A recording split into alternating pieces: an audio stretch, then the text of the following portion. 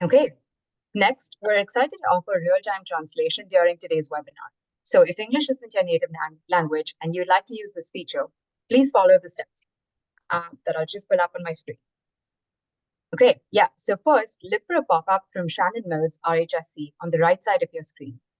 And once you see that, you can click on the blue Open button to launch the app.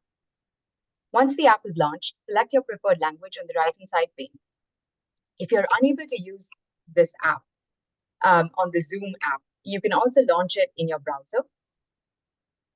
To be able to do that, look on the left side, the top left corner of your screen, and you'll see a red Live button. Next to the button, you'll see Wordly. If you click on the arrow and then select Live on Wordly, it will launch in your browser. In case of any technical difficulties, please feel free to use the Q&A feature. We'll be monitoring it and somebody will help you out. We also have another option to join Wordly. You can scan the QR code that's up on the screen and using your mobile phone, and this will also launch in a website, and then you can choose your selected language and read captions on the Wordly browser on your phone. Okay, great.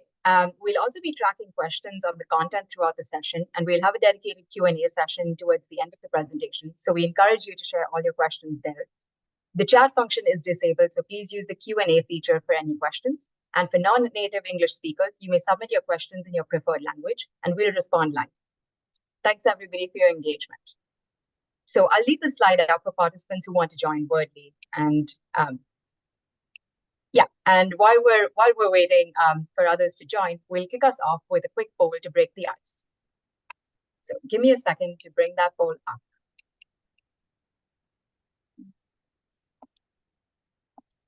Okay.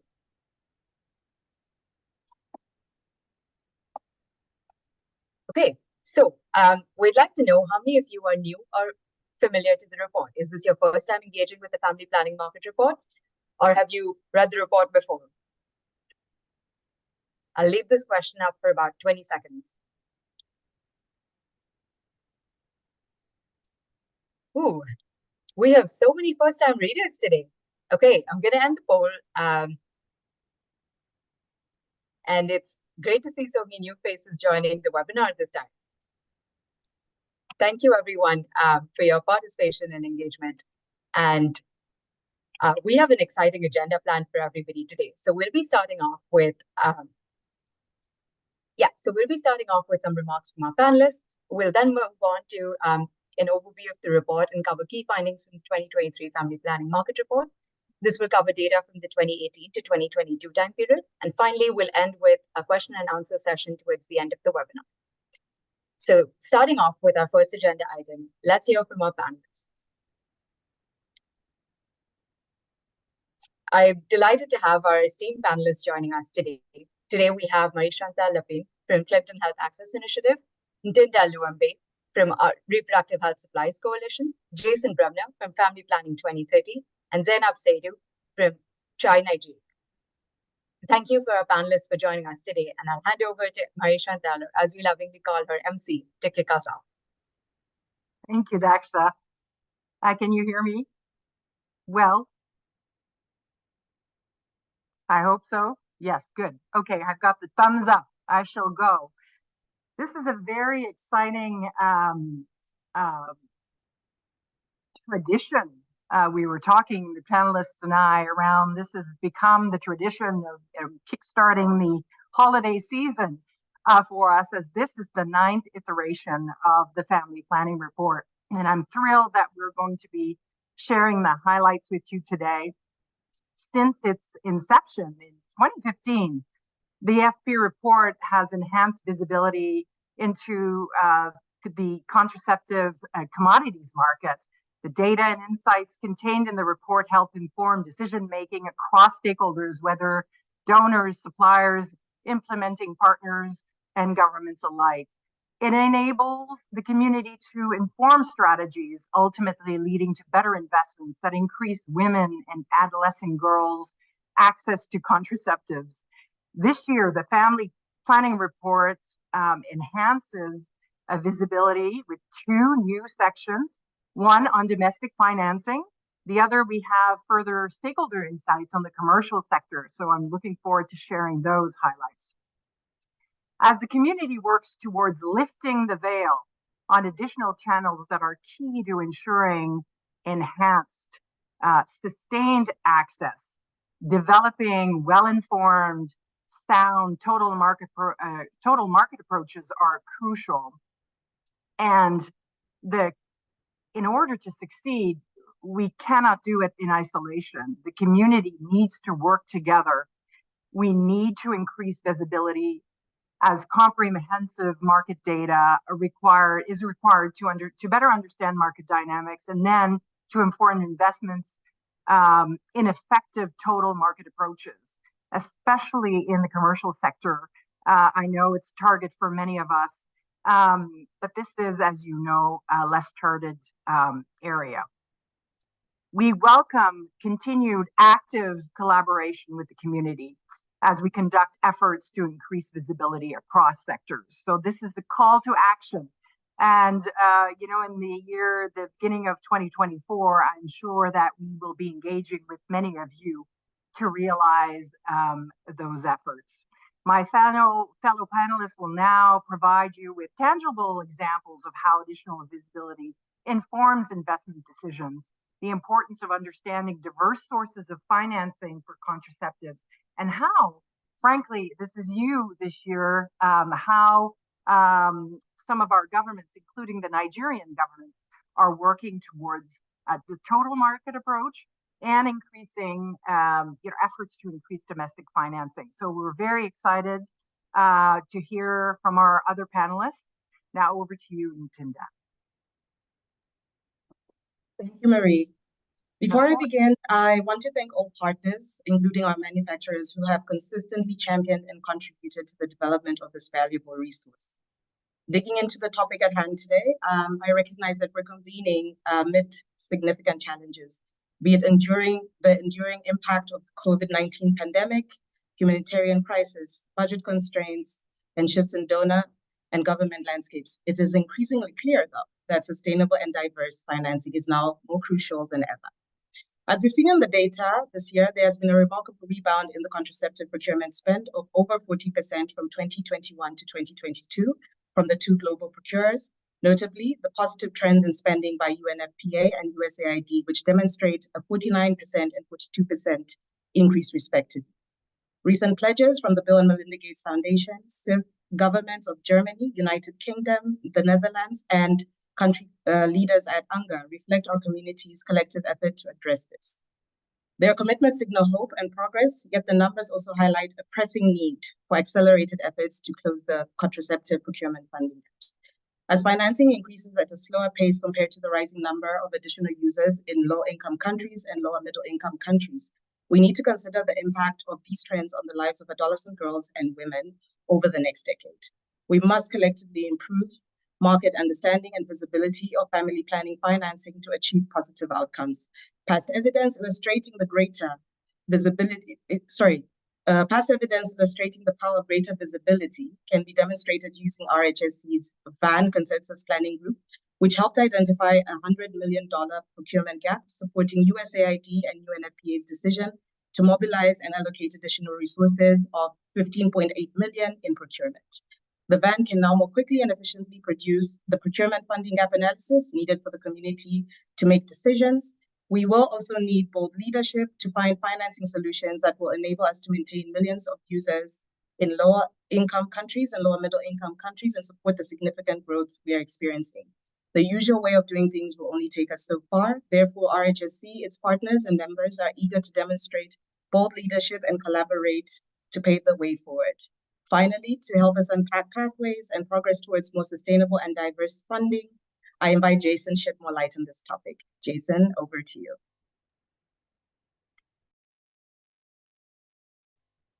Thank you, Ntinda. First, I want to thank colleagues at CHAI and RHSC who have always sought out collaboration on the analysis and dissemination of this FP market report.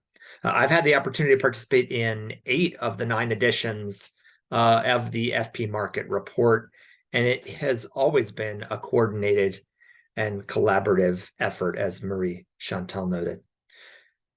Why is this coordination critical? It's because no single institution has the expertise, the scope, and the resources to give us a complete landscape of the financing, commodity, and services landscape across the many countries where such a picture and data are needed. We have to coordinate our efforts to put together a fuller picture of our progress towards our common goal of universal access to sexual and reproductive health and rights. CHI, RHSC, FP 2030, and other key partners have met regularly over the last year to talk about how we can continue to improve and expand this collaboration. And we will collectively be working towards providing more data across the different reports and connecting the dots better across those reports. Tomorrow, FP 2030 will be releasing our family planning data covering more than 25 key indicators across 84 low and low middle income countries. Why is this data effort and collaboration critical? Also because despite a decade of strong progress in family planning since that rallying moment in 2012, we really have, I believe, entered an inflection point or an inflection moment. As of this year, there are 377 million women and girls using a modern method of contraception across the 84 low and low middle income countries. And that's 92 million more than in 2012. Critically, much of this progress has been in some of the lowest income countries. And many of these countries have seen changes in method availability, better choices for women than even many of the upper middle income countries. And that's really reflected in a shift to long-acting reversible contraceptives, with implants and injectables having emerged as preferred methods. Our family planning system has weathered the pandemic, and we've shown resilience in the face of disruptions in supply chains and services. And you're seeing that bounce back in this year's report. But the data are also starting to show emerging challenges. Financing, neither donor nor domestic financing, appear to be growing commensurately with the increased use of modern contraception and the shifts in modern methods. If financing doesn't keep up, if donor financing doesn't keep up, then we are depending on domestic financing, which we'll see isn't growing substantially. And that suggests that some people will be left behind. It could be within sub-geographies, subnational geographies. It could be whole countries or subpopulations. I was disheartened recently to see two mixed surveys come out, one for Afghanistan and one for Yemen, neither of which included any data on reproductive health. I see this as a call to action, as Marie Chantal mentioned. It's a call to action from this report, from the FP 2030 progress report, from the RHSC LEAP report. These calls to action, they suggest that our work is far from done, and let us heed the warning signs and answer that call to action. I look forward to diving into the report with all of you, and I'll turn it to colleague Zainab. Thank you. Thanks, Jason. So it's become increasingly clear in the last couple of years that donor financing is decreasing and that countries have to be innovative to address this in order to meet their country needs. So it's also great to see that there's a focus on domestic government financing in this market report.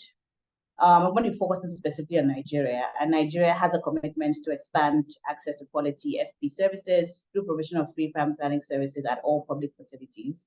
This is specifically in its bid to reach its target MCPR of 27% by the year 2030.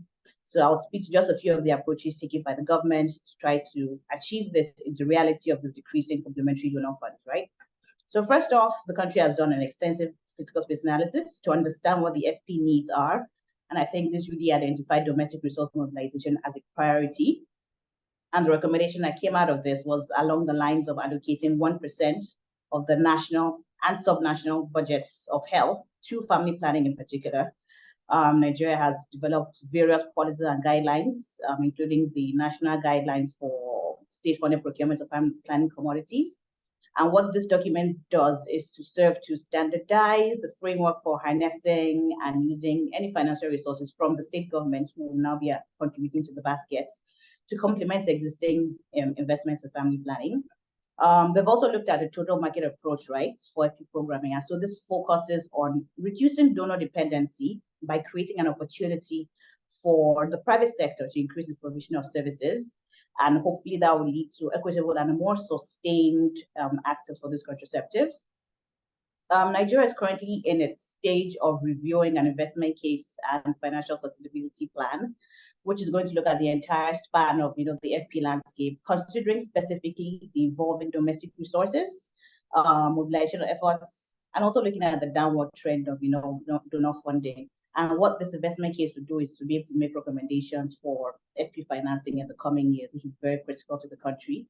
We also have a private sector engagement strategic plan, which has informed a very deliberate, I have to say, inclusion of the private sector in family planning, right? The country already has a private sector engagement subcommittee, and only last month they had their first in a series of FP private sector summits to orient the former private sector on the role of family planning as it relates to human capital development and advocate for the domestic financing for family planning. I'd like to just finally say that CHAI, along with other key partners, will continue to collaborate with the federal government of Nigeria to implement these policies, guidelines, so as to be able to unlock domestic resources, which are critical towards ensuring continued access for family planning commodities in Nigeria. And at this point, I'll say thank you and hand back over to Daksha. Thank you. And thanks to all our panelists for these insightful remarks. As we transition to review the report's findings, we'll provide more detailed insights into all the topics that our panelists just covered, and we can't wait to share those with you. But before we start, I want to reiterate a big thank you to RHSC and FP 2030 for their continued partnership in this initiative, and to all participating suppliers, many of whom are on the call today, and stakeholders for making this year's report possible. Without further ado, then, I'll hand over to Musli to introduce the report to us. Thanks, Daksha. Just to recap, today we'll review findings from the 2022 Family Planning Market Report. First, I'd like to kick off with an overview of the report itself. The report utilizes shipment data from suppliers to provide enhanced visibility into the contraceptive market. This report is an important decision-making tool for the reproductive health community, and it's complementary to other reports and tools in this space. This year, we have a total of 17 participating suppliers, and you can see their names up on the screen. Now let's cover the scope of the report. The report includes all product-based modern contraceptive methods, including implants, copper and hormonal IUDs, oral contraceptives, both combined and progestin only, emergency oral contraceptives, injectables, female and male condoms. We also focus on trends in the public sector market. We define the public sector as ministries of health and government-affiliated procurers, global procurers such as UNFPA and USAID, as well as social marketing organizations, or SMOs. Lastly, the geographical scope includes low and lower middle income countries as defined by the World Bank classification, focusing on the year 2023. This year's report includes 84 in-scope countries. Now, I'd like to provide an overview of the report structure. The main report contains 4 sections, which provide different angles of visibility into public sector procurement trends, as well as an appendix section. The supplier shipment analysis is the foundation of the report. This is an analysis of key public sector procurement trends from 2018 to 2022, based on historical supplier shipment data from our 17 participating suppliers, as well as RHVIZ. Next, we have the global procurer spend analysis. In partnership with UNFPA and USAID, we provide an overview of contraceptive spend between 2018 to 2022. And this year, we have a new section on domestic government spend analysis. This is in recognition of the growing focus within the RH community on diversifying financing for contraceptives, by strengthening domestic government financing. We have summarized available data across multiple sources, reporting specifically on domestic financing for contraceptive commodities. The final section in the main report highlights outputs from discussions with key stakeholders. We conduct extensive stakeholder consultations that go beyond the data and insights in the report to add some qualitative color and context to the analysis. This year, for the first time, we've captured some commentary on the commercial sector contraceptive market in low and lower middle income countries. Finally, the report includes a robust appendix. Here, we provide an explanation of sources, methodology, and assumptions used for our analysis. We also provide market visibility on the Bangladesh and India markets, which have more active domestic procurement landscapes. And lastly, we have an aggregated supply shipment data, volumes by country. And for the first time this year, you can download this appendix or this additional data for further analysis alongside the report. This concludes our overview of the report. Now we'll move on to market trends.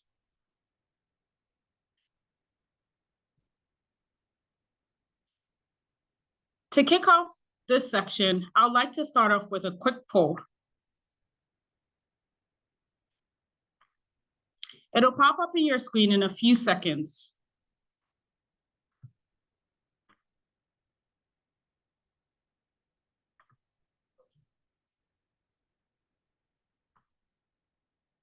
Which of these 4 countries do you think had the largest market share in 2022? Please feel free to share responses. The poll will be up for about 20 seconds.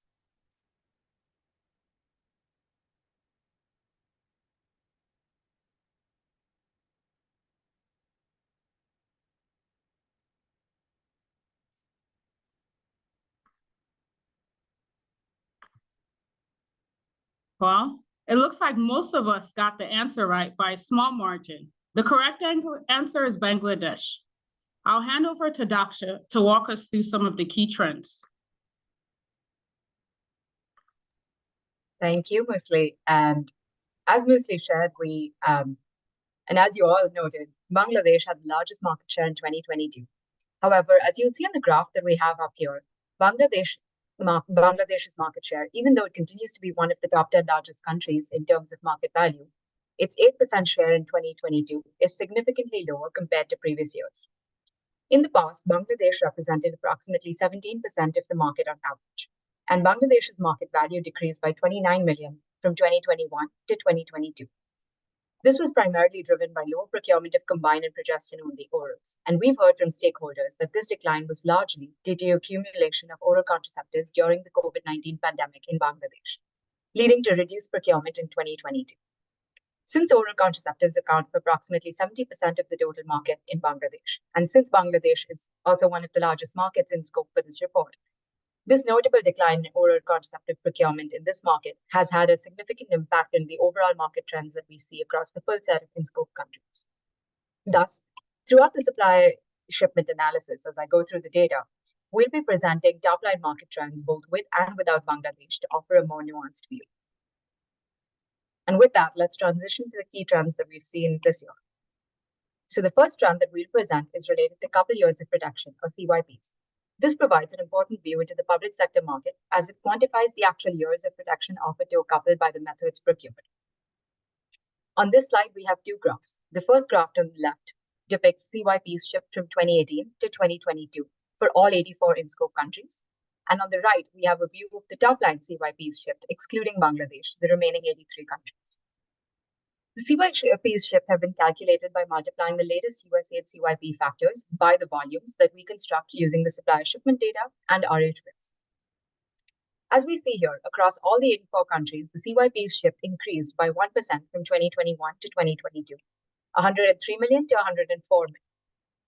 While excluding Bangladesh, the CYPs shipped increased by a more notable 12%, going from 87 million to 98 million.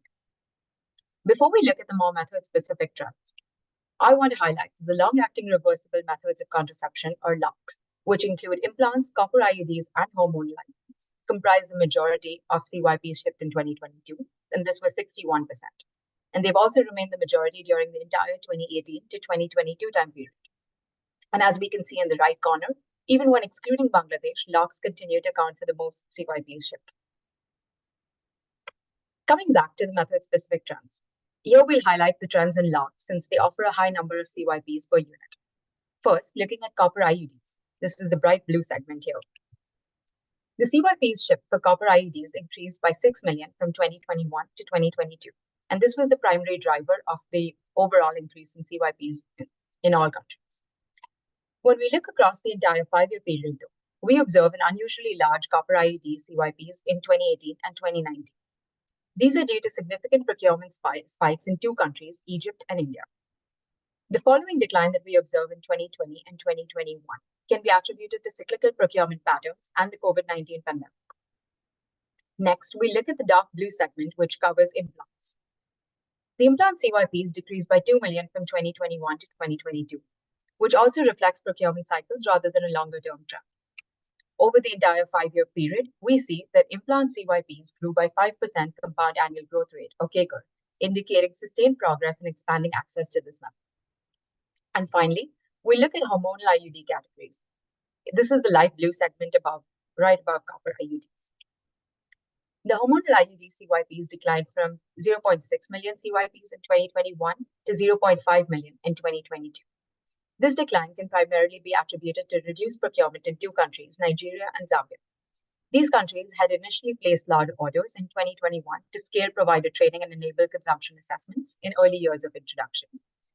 And the HIED procurement across the remaining countries increased besides these 2, as they introduced a further scaled up the method.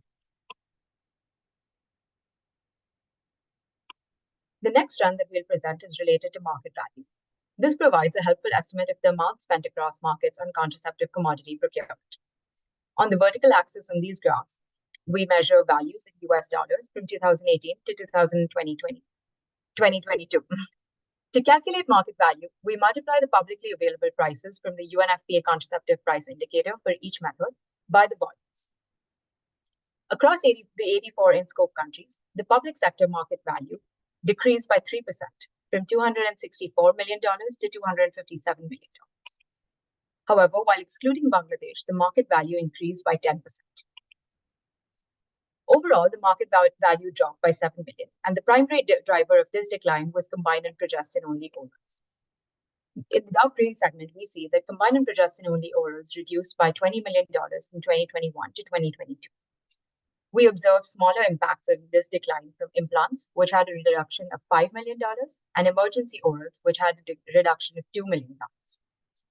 These declines was partially offset by increases in market value for injectables that increased by $14 million, and male condoms that increased by $4 million. Finally, the last trend that we'll present here looks at market volumes, which provides insight into how contraceptive procurement has evolved over this 5-year time period. Here, we see the impact of the decline in orals more prominently. On this slide, we've noted volumes on the vertical axis in million units. And male condoms have been shown separately in the purple table on the bottom right. Given the large volume of male condom shipments, we wanted to ensure that all units on the graph are readily visible. So for scale, we pulled these male condom volumes out. And here, I'd like to provide a brief note that male condom volumes have been constructed from RHVIZ, while all other methods have been constructed using the supplier shipment data. We've done this because the male condom market is more fragmented, and RHVIZ provides greater visibility into this method. Across all the 84 in-scope countries, we see that volumes declined by 27%, from 359 million units to 263 million units. And when we look at Bangladesh, we see that market volumes increased by 11% when excluding Bangladesh. The primary driver of this decline was combined and progestin-only oral in the dark green segment, which declined by over 100 million units in 2022. And this was a reflection of the downward trend in the Bangladesh market that we discussed earlier. It's also worth noting here that male condom volumes increased, and they reached a 5-year high of 1.33 billion units in 2022. This brings us to an end of the supplier shipment analysis. And next, we'd like to look at key trends in global procurer spend, focusing on two major procurers, UNFPA and USAID, that are primarily supported by bilateral donor funds. So we'll start off by looking at UNFPA spend. We work directly with UNFPA's Supply Chain Management Unit to gather data regarding contraceptive spend within the 84 in-scope countries. Here we see it's Marie Chantal. Yeah. I'm sorry to interrupt you. I'm so sorry to interrupt you. Could you just slow down a little bit, because I think translation is having a little bit of trouble keeping up. Thank you so very much. Absolutely. Thanks. Thank you. Again, apologies for the interruption. Thank you for noting, flagging that question up. This is helpful. We'll slow down. So starting with UNFPA spend.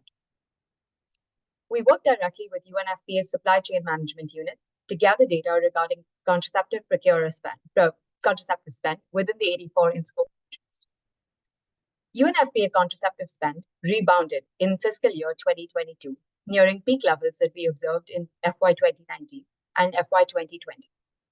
This indicates a normalization post the COVID impact that we observed in 2021. Total spend increased by 49%, from 107 million to 160 million in FY 2022. This increase is consistent with stakeholder expectations that were expressed last year. The 2022 UNFPA Supplies Annual Report also notes that there were new donor commitments and increases in existing commitments to the partnership that made this possible. Looking forward, UNFPA expects procurement spending in 2023 to match or surpass 2022 levels, boosted by increased support from UNFPA Supplies Partnership, third-party procurement, and the UNFPA Match Fund. Next, we will look at data on USAID spend. The view of USAID spend comes from publicly available overview of contraceptives and condoms reports that are published by USAID. USAID spend in FY 2022 was $50 million, marking a 42% growth from FY 2021. Their spend has fluctuated between $35 million and $50 million over this 5-year time period. FY 2022 spending is the highest that we've seen within this time frame, matching FY 2018 levels. Looking forward, USAID spend on contraceptive procurement will remain decentralized and continue to be determined by country missions.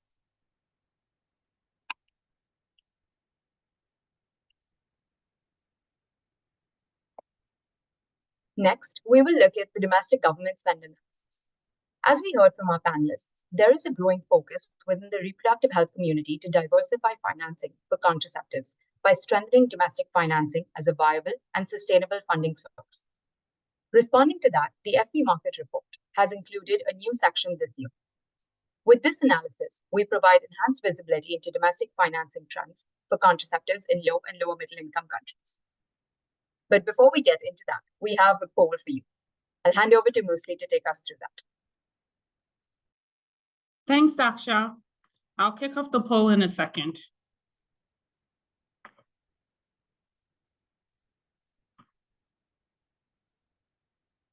Okay, great. You should be able to see the poll on your screens now.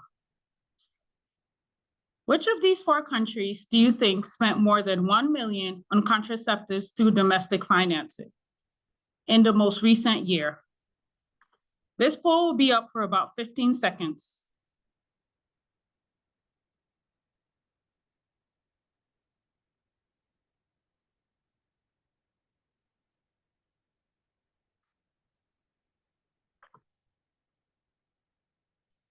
Well, all of you got it right to an extent. This was a bit of a trick question.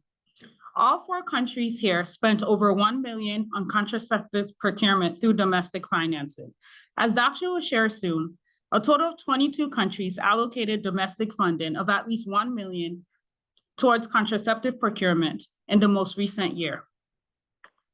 Back over to you, Daksha. Thanks, Mosley. Before we get into the findings from this analysis, I'd like to provide an overview of the sources that we leveraged. The Family Planning Market Report provides insights from 3 sources that provide data for contraceptive procurement specifically, rather than family planning spend in general, which includes services, human resource costs, etc. The sources we leverage are: the first one is the USAID Contraceptive Security Indicators Survey. This covers the time period 2017 to 2021.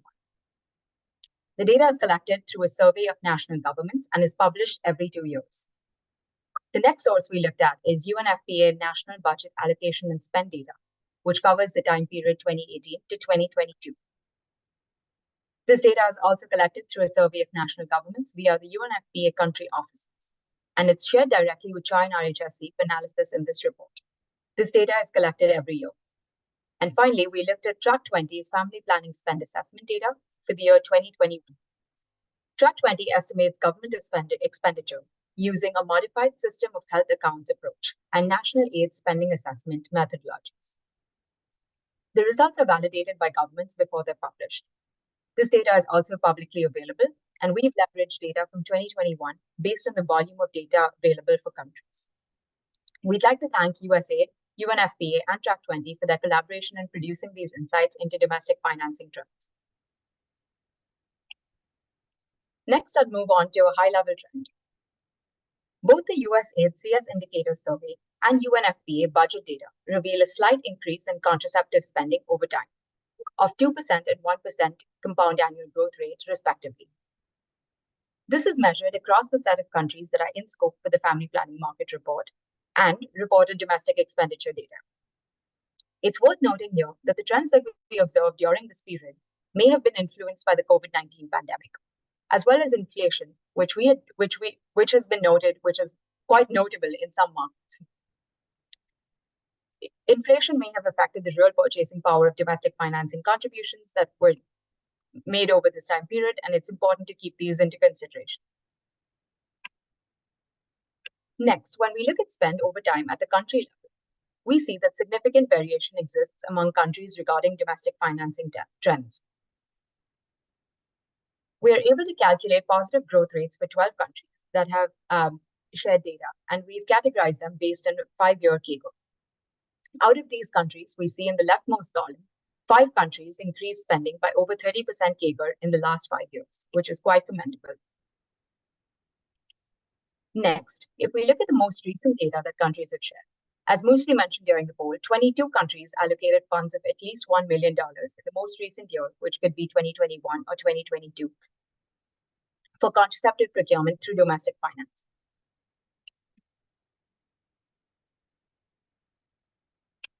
To contextualize country spendings on contraceptives, it's informative for us to compare these estimates to global procurer spend by UNFPA or USAID for the same year.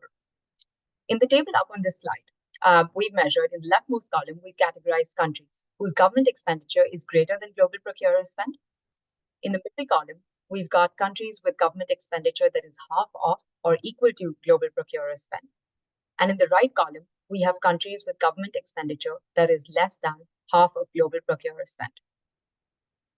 The estimated global procurer spend for this calculation has been calculated using the same methodology as our market value estimations. Publicly available volumes shipped by UNFPA and USAID have been gathered from RHVIZ, and we've multiplied these by the unit prices from the UNFPA Contraceptive Price Indicator for the relevant year. As we see in the leftmost column, 90% of the countries with domestic expenditure greater than global procurer spend are lower middle income countries, except for Ethiopia and Guinea, that are the only 2 low-income countries. With that, we conclude the section in domestic financing trends.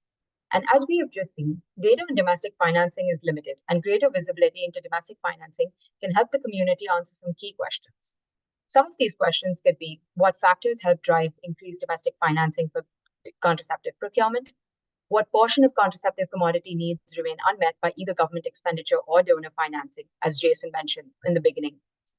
And what methods are governments more or less likely to finance using domestic resources? Going forward, as the landscape evolves, CHI and RHSC will continue to provide visibility into domestic financing trends, along with others in the community that are working to enhance data on government expenditure.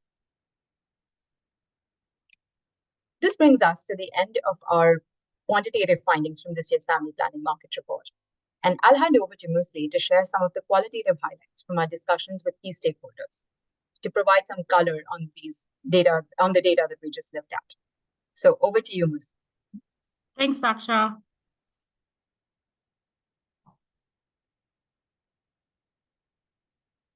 As Daksha mentioned, I'll share some outputs from our discussions with stakeholders. Stakeholders commented on the overall trends presented in the report. First, stakeholders expressed that the overall upward trajectory in public sector contraceptive procurement from 2018 to 2022 is promising, and also commended the community's efforts in increasing UNFPA and USAID funding in 2022, after the decline last year in 2021, highlighting that the global reproductive health community is resilient in safeguarding reproductive health and rights. Stakeholders also noted that there remains a significant unmet need for contraception.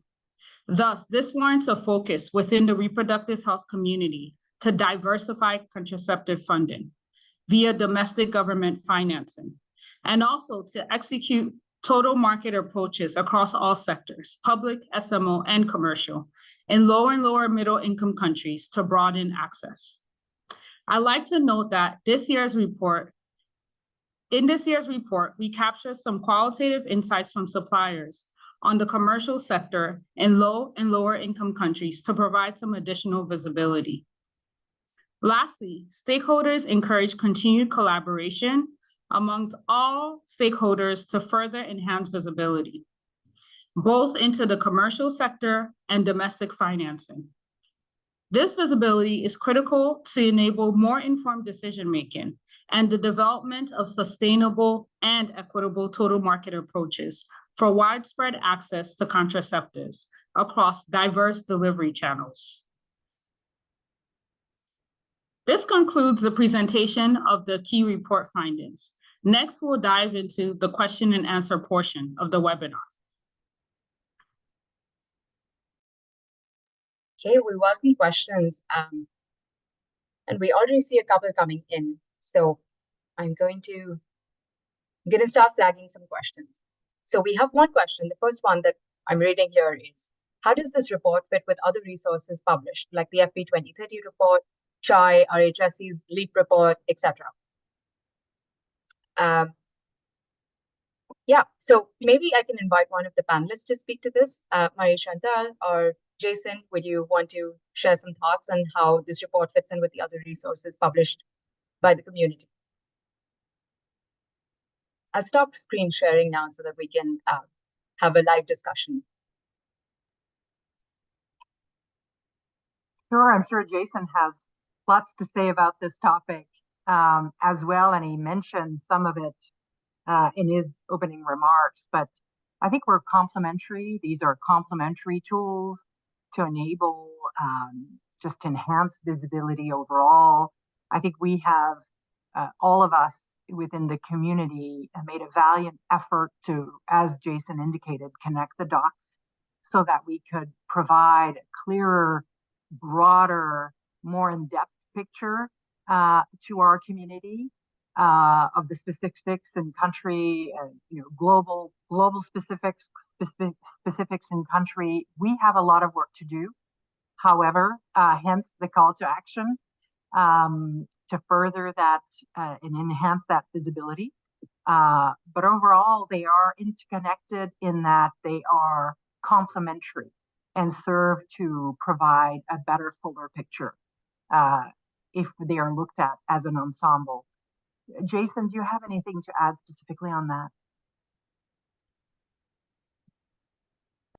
Yes, just to say, there are many different sources of data that one could and should examine to understand and really capture a sense of financing trends, procurement trends, logistics and and shipping from, supplier to country, but then supply chain trends from a country central store to facilities, and then contraceptive use.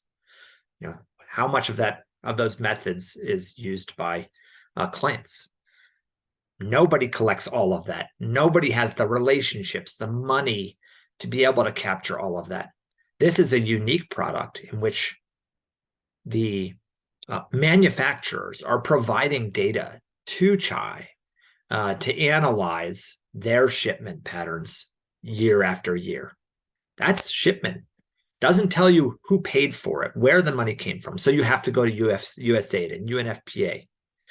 But that doesn't tell you whether these methods are being used. You have to go to the FP 2030 report and to individual country data to understand that. So as I said at the outset, our collaboration across these is critical. We will do a better job of answering this very question. How do these link across the release of these various reports? You'll see this in our FP 2030 report. I mentioned the data is coming out tomorrow, but we'll do a full report launch in the coming year. And we're actually going to create a graphic that tries to map out and show these different reports and how they all fit together. So thanks for the great question. It's that effort that I promised we would collaborate towards better in the coming year. Yeah, thanks, Jason and MC. Moving to the next question. So we have a question here that says, was the cost of each contraceptive method the same for each market, public versus private, and for each country region?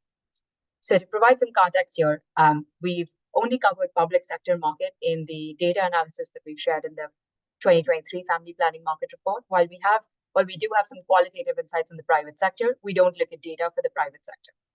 The costs that we've used has been from the UNFPA contraceptive price indicator. This data, we've chosen to leverage these prices since they're publicly available and updated each year. So for each year in scope for this report, we've used the relevant prices that UNFPA contraceptive price indicator has published for these methods. And that's the data that we've leveraged. You can find more information on this in the appendix section of the report, and we encourage you to review that and dig into the data a bit more. Thank you. Okay, next, going on to the next question. So another data question. Why do we see a decline in implant CYPs shipped from 2021 to 2022? And this is, again, interesting question. We touched upon this briefly. When we look at the implant CYPs, there was a slight decline from 2021 to 2022. And this is, again, a result of procurement cycles rather than a longer-term trend that we've seen.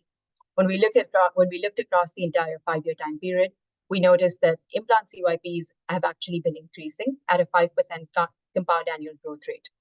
And this decline was really driven by a few countries, including Nigeria, Bangladesh, Burkina Faso, Philippines were some of the bigger contributors.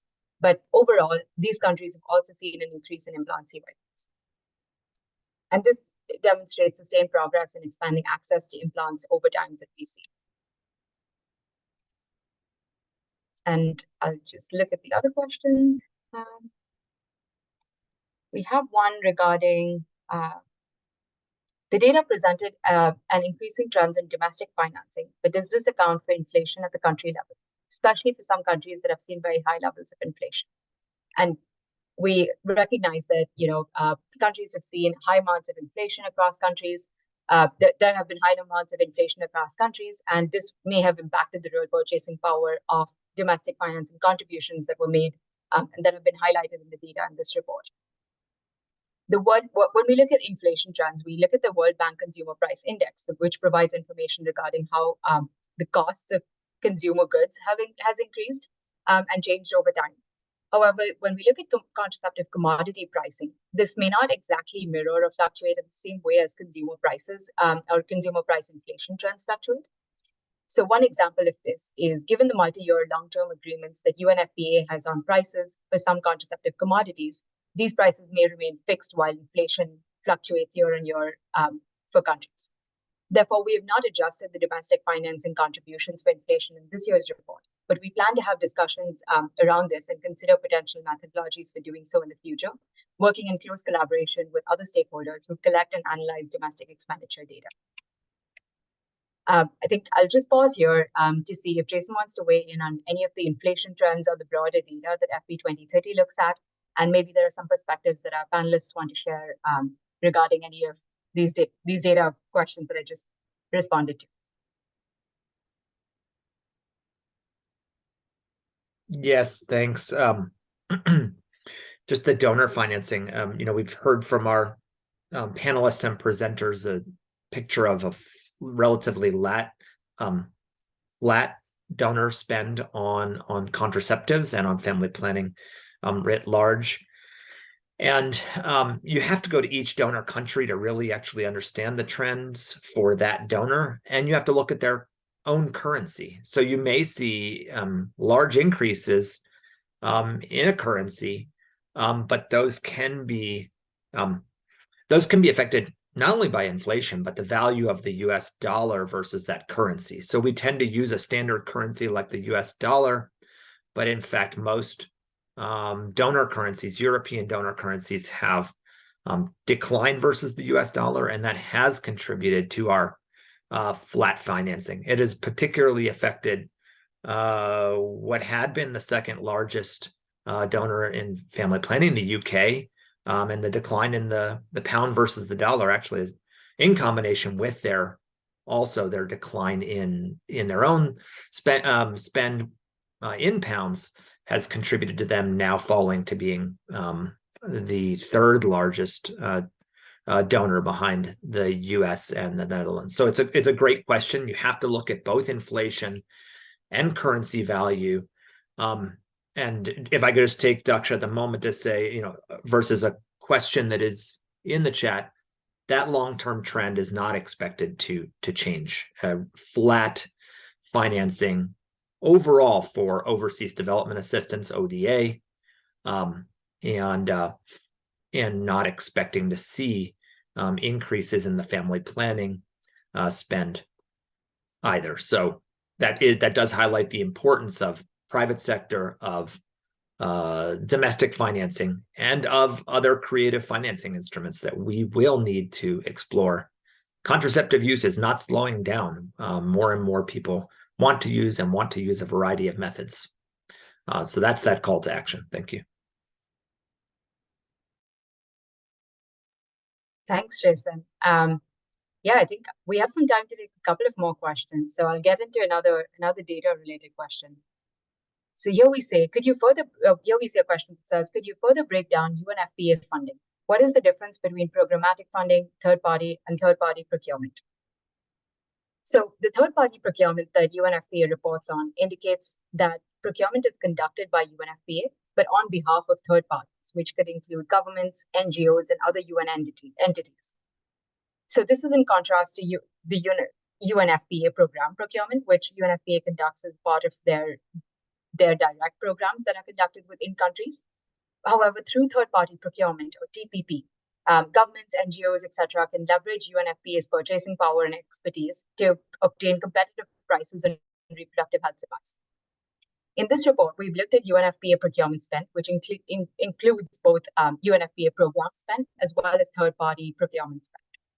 And when we look at this breakdown, which we provided in the report as well that you can reference, we see that UNFPA procurement spend increased by 53 million from FY 2021 to 2022.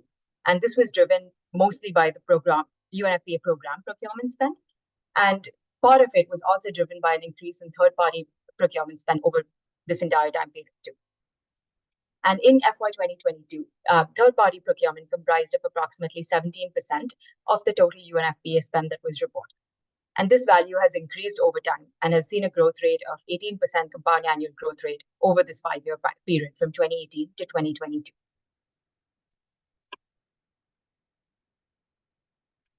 Okay. I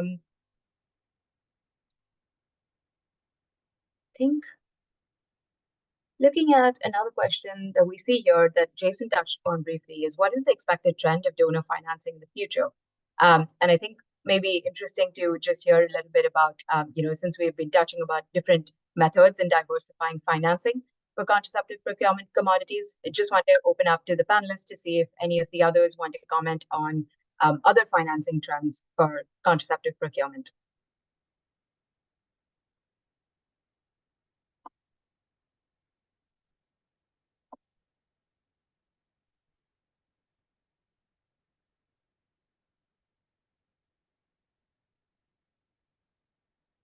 Okay, I think just in the interest of covering some of the one or two of the last questions that we have here. So we have one more that says, are the procurement budgets listed here for UNFP and USAID strictly for commodities, or do they also include other expenses such as shipping or personnel costs?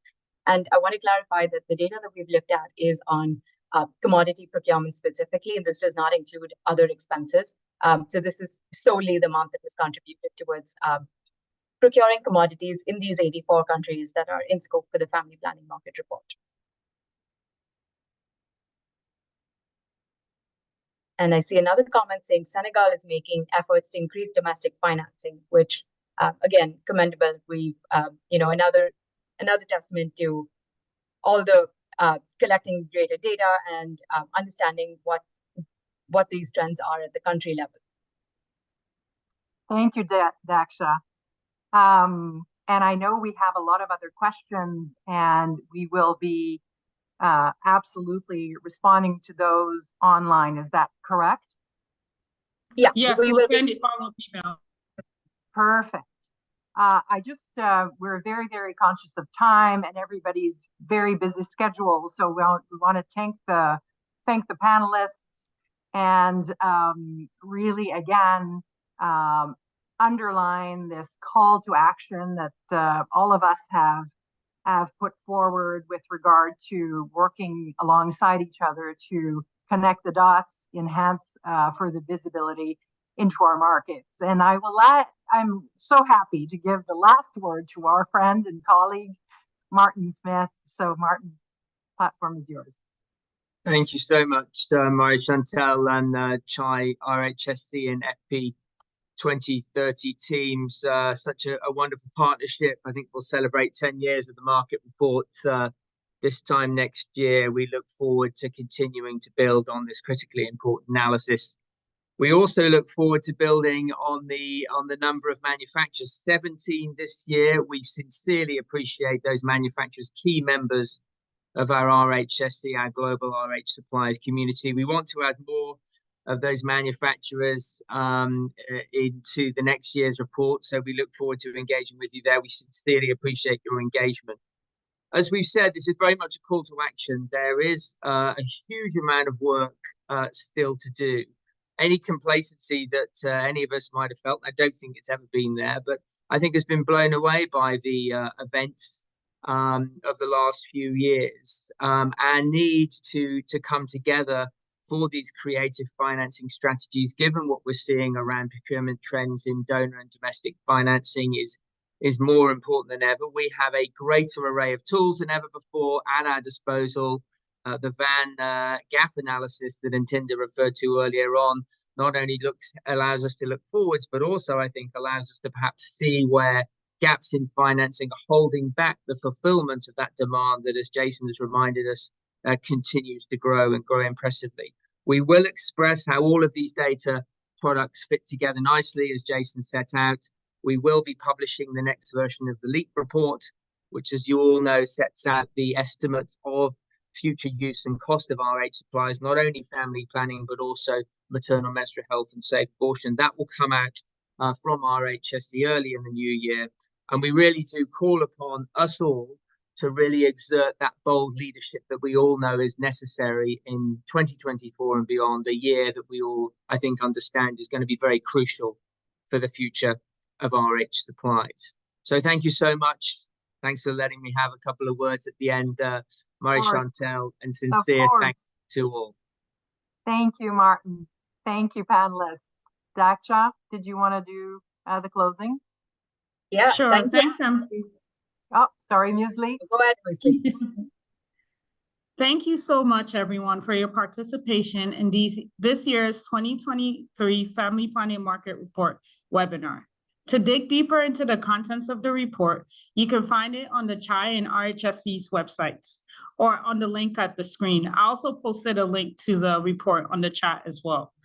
And as Martin MC has expressed already, we're eager to collaborate with new suppliers. And if any of the suppliers on this call are interested in joining the report, you can reach me. My contact details are on the screen. That wraps up the webinar. Thank you guys so much for participating and enjoy the rest of your day. Thank you, everybody, for joining today. Bye. Thanks a million. Bye. Thank you, Paul. Thank you.